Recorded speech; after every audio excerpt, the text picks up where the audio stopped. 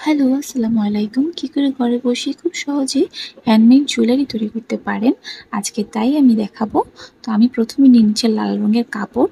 ৩ ধরনের কাপড় আমি নিব, হলুদ এবং নীল, সাথে কিছু পুঁতি, সুই সুতা এবং কাঁচি। তো এখন আমি যে রাউন্ড শেপ করে লাল যে কাপড়টা কেটে নিয়েছি, সেটার সাইড দিয়ে আমি রাউন্ড করে একটু সেলাই করে নিব।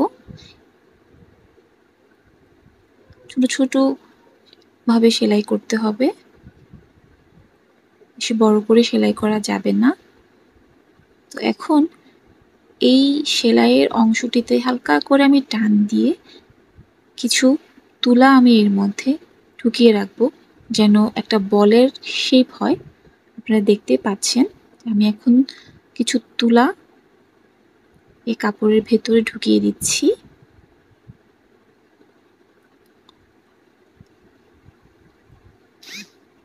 এরকম করে আমরা প্রত্যেকটা কাপড়ের ভেতরেই তুলা গুজিয়ে দেব, যেন দেখতে একদম বলের মতো দেখায়। আর মুখটা খুব সুন্দর করে স্মুথলি, যেন কোনো এক্সট্রা কাপড় দেখা না যায়, ঠিক সেভাবেই আমাদেরকে সেলাই করে নিতে হবে।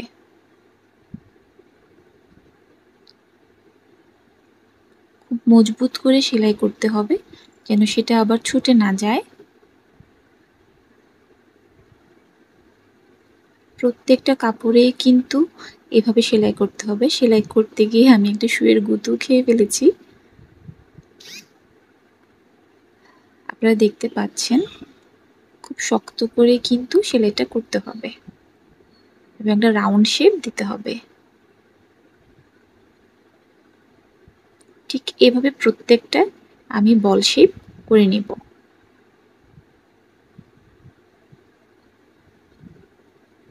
দেখতে পাচ্ছেন কি সুন্দরভাবে তৈরি হয়ে গেল আমার বলগুলো। কাপড়ের বলগুলো বড়, মাঝারি ও ছোট সাইজের।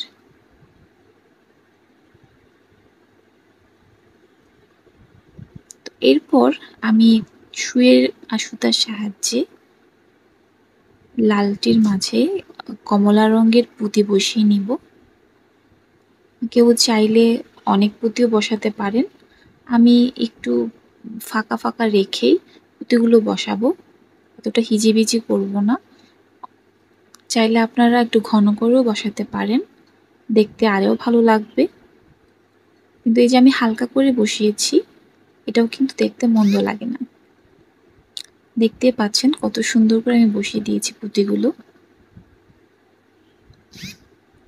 আপনারা কিন্তু আপনাদের পছন্দ মতো পুঁতি ব্যবহার করতে পারেন। এখন আমি একটু বড় সাইজের একটা পুঁতি নিয়ে নিচ্ছি।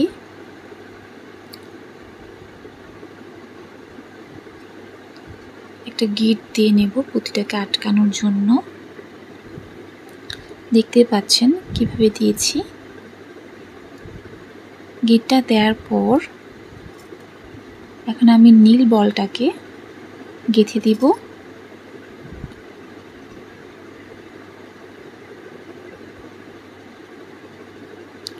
এটা করার কারণটা হলো, আমি যে 3টা বল দিয়ে একটা দুল তৈরি করব, সেটার ডিস্টেন্সটা ধরে রাখার জন্য। এখন আমি 2টা পুঁতি নিলাম। 2টা পুঁতি নিয়ে এখন আরেকটা বল গেঁথে দেব, যেন ডিস্টেন্সটা বজায় থাকে। ঠিক এইভাবেই আরও 2টো পুঁতি নিয়ে আমি লাল বলটা শুয়ে গেঁথে নিব। দেখতে পাচ্ছেন